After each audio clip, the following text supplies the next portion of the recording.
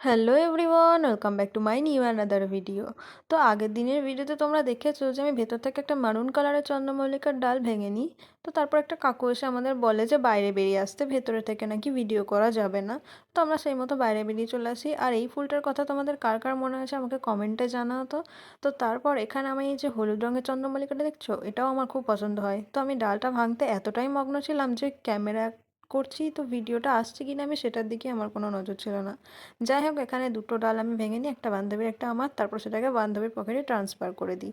আর এই সব কাজগুলোই আমরা করছিলাম কিন্তু লুকিয়ে লুকিয়ে। এরপর আমার চোখ পড়ে এই সাদা চন্দ্রমল্লিকাটার দিকে।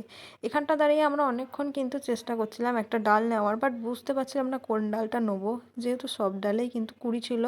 আর এখানে একটা কাকুও চলে আসছিলো, যার কারণে আমি আর ডালটা ভাঙা হয়নি। তো দেন আমরা চলে যাচ্ছি ওদিকে কিছু গাছ দেখতে, যেগুলো আমরা আর কি নেব। তো চলো যাওয়া যাক, দেখা হবে পরের ভিডিওতে। আজকের মতো বাই।